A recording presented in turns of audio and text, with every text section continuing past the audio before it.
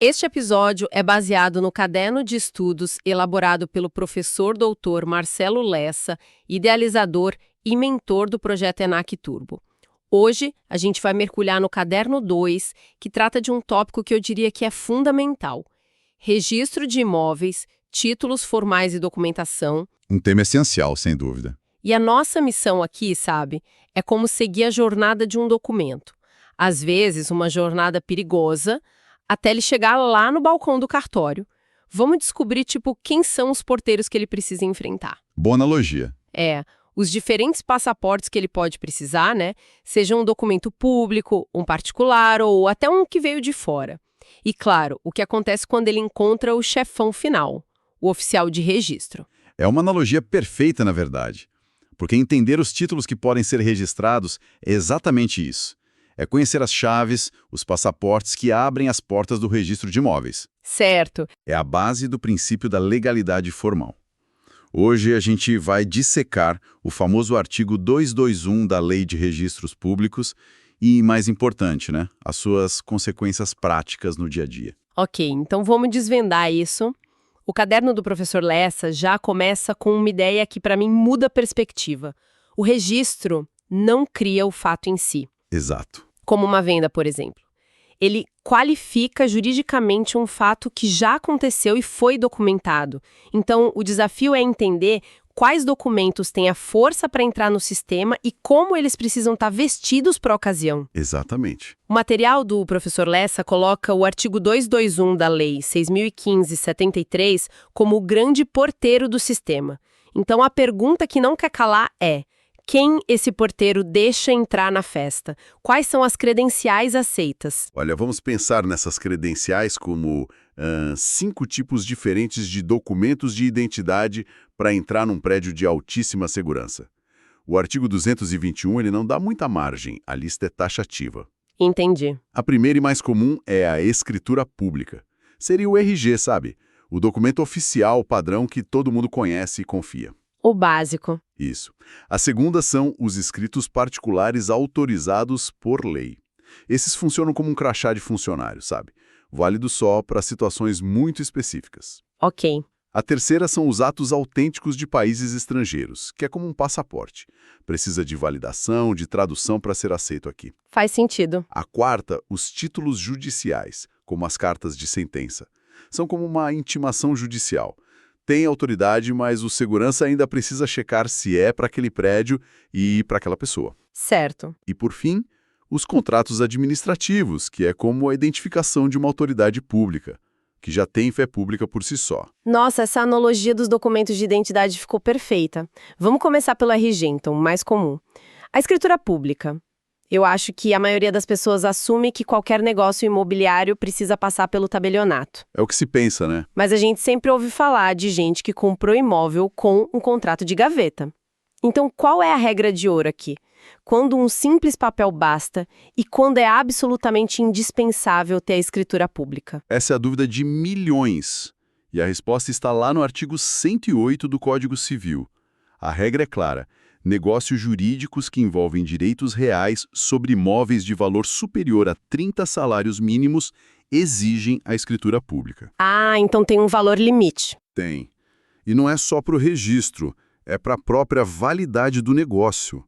É o que a gente chama de formalidade ad solenitatem, ou seja, sem a escritura, o negócio é nulo, juridicamente não existe. Uau! Agora, se o valor for igual ou inferior a 30 salários mínimos, aí sim, o instrumento particular é válido e pode ser levado a registro. E um ponto importante: escrituras feitas em consulados brasileiros no exterior têm exatamente a mesma força de uma feita em qualquer tabelionato aqui no Brasil. Certo. Então a linha divisória são os 30 salários mínimos. Mas aqui é onde fica realmente interessante. E aquelas situações que o caderno do professor Lessa aponta, onde o imóvel vale milhões, muito acima dos 30 salários, e mesmo assim um contrato particular é aceito. Como isso funciona? Parece quebrar a regra. Exato. E essa é a parte que confunde muita gente. Essas são as exceções que a própria lei cria, dando a certos contratos particulares a força de escritura pública. São aqueles crachás de funcionário que eu mencionei. Ah, os crachás. Isso. O sistema não quer burocratizar certas operações que acontecem em massa. Os exemplos mais clássicos e que a FGV adora são: primeiro, os contratos do Sistema Financeiro da Habitação, o SFH. O financiamento da casa própria. Exatamente. O mais antigo, com regras do governo. Segundo, os contratos do Sistema de Financiamento Imobiliário, o SFI, que é o mercado mais amplo que vemos hoje, principalmente com a alienação fiduciária. Onde o próprio imóvel é a garantia. 6.766. Para esses supercontratos, a lei geralmente exige alguns requisitos, tipo reconhecimento de firma e assinatura de 2 testemunhas. Entendi. Então a lei diz, tipo, para estas situações, seu crachá vale tanto quanto um RG. Agora vamos para outra credencial, a ordem judicial. A gente tende a pensar que uma decisão de um juiz é incontestável, né? É o senso comum. Se um juiz manda registrar, o oficial do cartório simplesmente obedece, certo? Ou não é tão simples assim. A resposta, para surpresa de muita gente, é um grande não. E esse é um ponto que causa muita confusão, mas é essencial entender.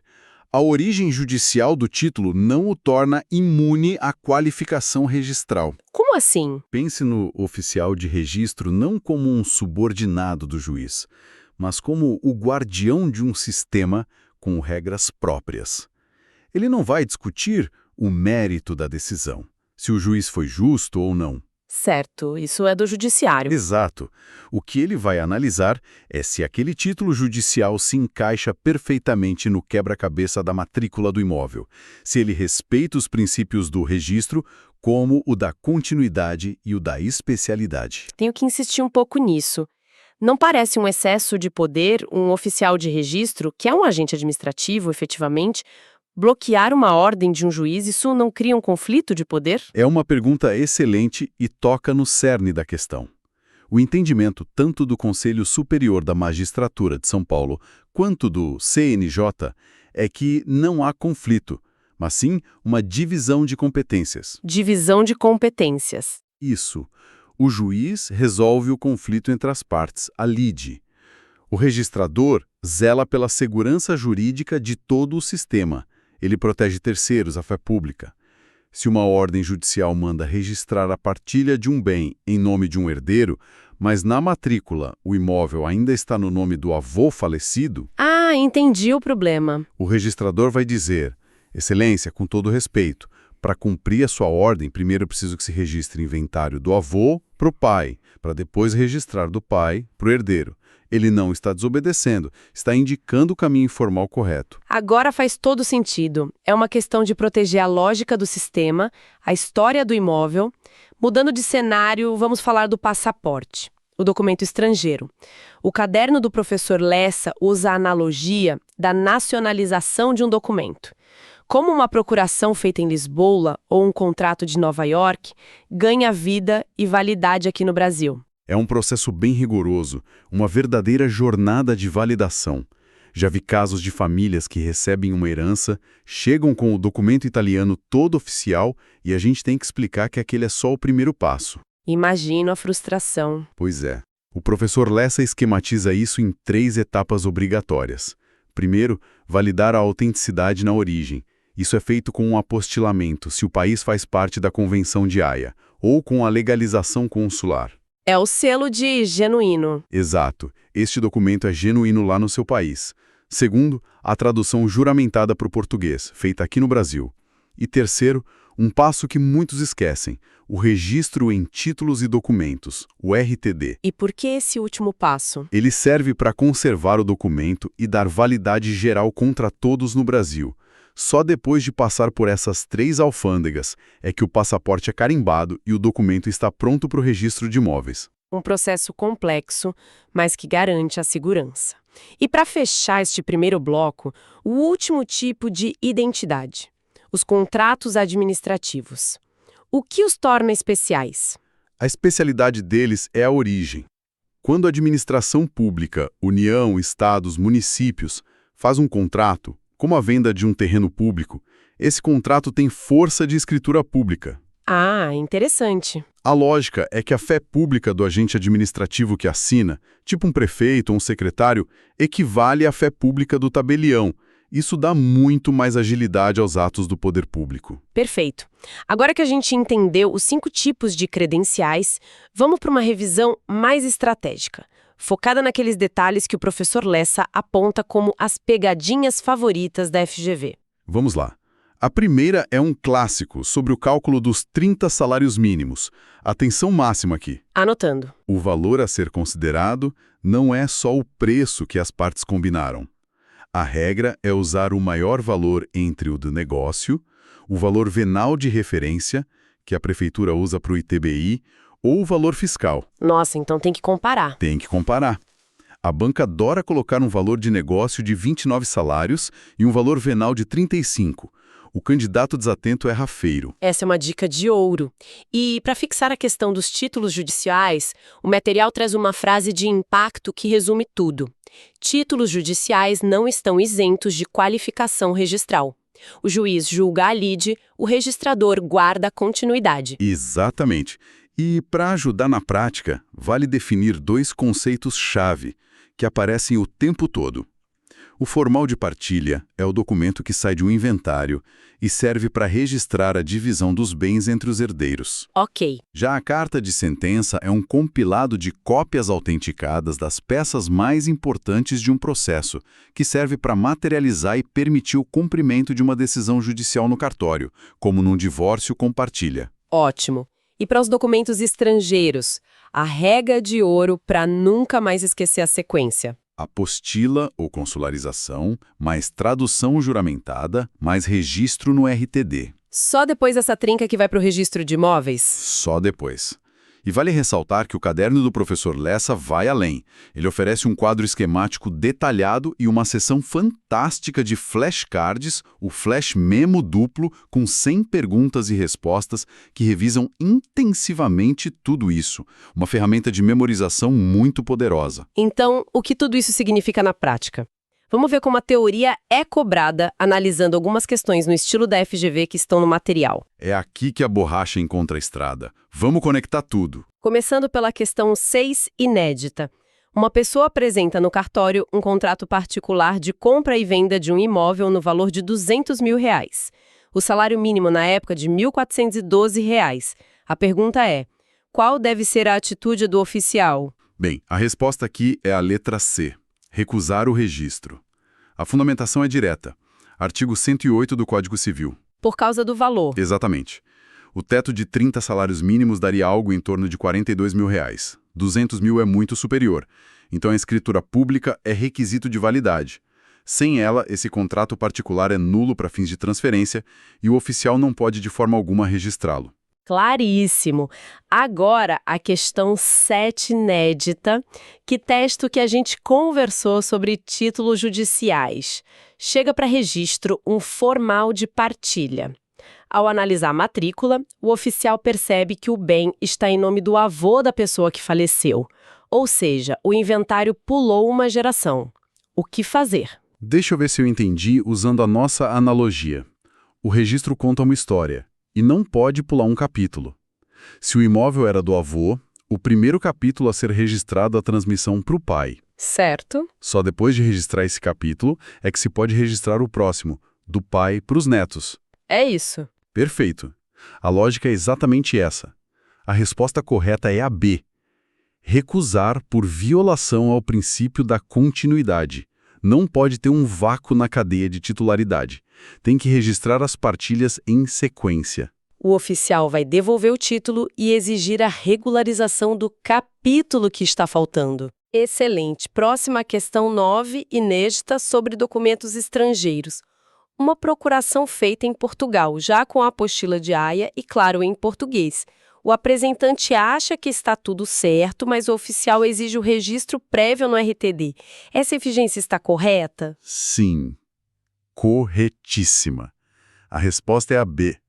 Muitos pensam que o registro no RTD é só por causa da tradução. Eu mesma poderia cair nessa. Pois é, mas não é. O artigo 129, inciso 6º, da Lei de Registros Públicos é explícito. Para que documentos de origem estrangeira produzam efeitos em repartições públicas brasileiras e contra terceiros, eles precisam ser registrados no RTD, independente do idioma. Uau, então essa é uma daquelas que derruba muita gente. E a última que vamos analisar, a questão 15, inédita. Essa é fantástica. Uma escritura pública foi feita em 2015, mas ficou na gaveta e só foi levada a registro em 2024. Só que, nesse meio tempo, uma nova lei ambiental passou a exigir um novo documento para o registro. A pergunta é: o oficial aplica a lei da época da escritura, de 2015, ou a lei de hoje, de 2024? O que é fascinante aqui é o princípio do tempus regit actum aplicado a registro. Pense nisso como um visto.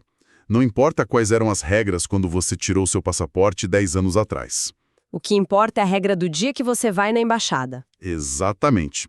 O cartório é a embaixada.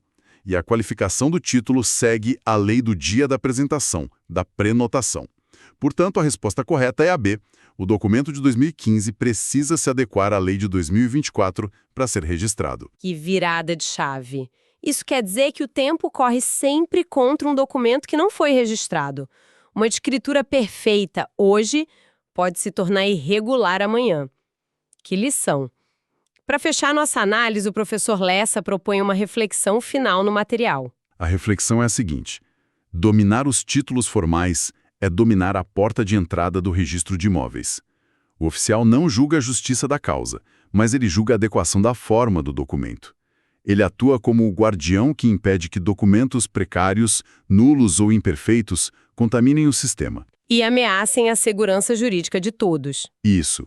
Entender as nuances entre cada tipo de título e as regras de qualificação é o que separa, num concurso de altíssimo nível como o ENAC, o amador do profissional. E para encerrar, fica a provocação para reflexão, considerando que o registrador analisa a forma e não o mérito de uma decisão judicial. Onde exatamente fica a linha tênue que separa essa análise formal de uma invasão na competência do Poder Judiciário? É um equilíbrio delicado e fundamental para o nosso sistema de direito. Algo a se pensar. Podcast produzido a partir do conteúdo do projeto ENAC Turbo, sob a autoria e orientação do professor doutor Marcelo Lessa.